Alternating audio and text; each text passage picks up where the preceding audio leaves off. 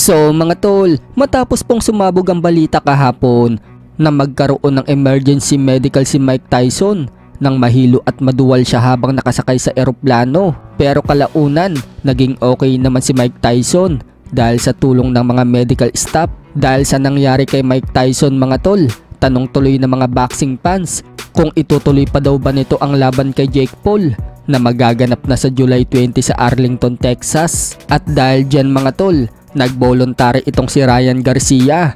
Kung sakali umanong hindi matuloy si Mike Tyson na labanan si Jake Paul, si Ryan Garcia umano ang magsasab upang labanan si Jake Paul.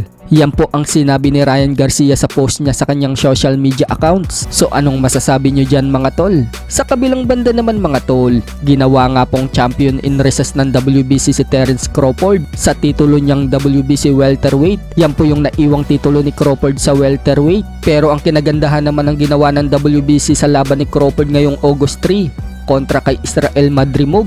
Isasama ng WBC sa laban na yan ang WBC title eliminator sa super welterweight. Ibig sabihin lang niyan mga tol, kung sakaling manalo si Crawford kay Madrimov, makakalaban ni Crawford ang mananalo kay Spence versus Fundora na magaganap sa October. Pagkakaalam din natin mga tol, si Crawford nga din po ang mandatory sa WBO, kaya wala talagang takas kay Crawford itong si Spence or Fundora.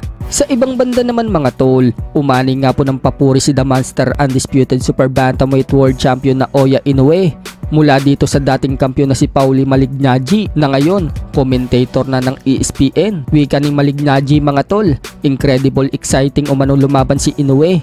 Kaya daw nito in-knockout at tapusin ang mga kalaban. Incredible finisher nga din daw itong si Inoue. Dagdag pa ni Malignaggi, ang pagiging aggressive daw ng mindset ni Inoue.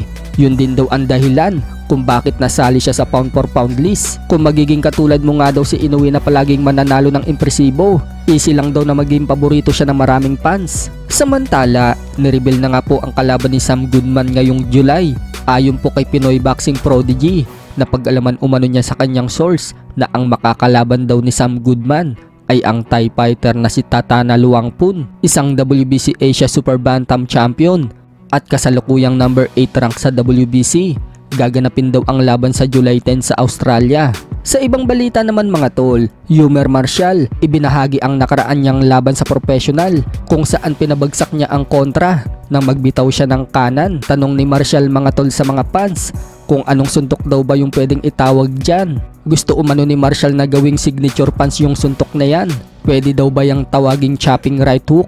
Marami naman po ang mga nakakatuwang comment. May nagsasabi na pwede daw yan tawagin na malutong na kotong.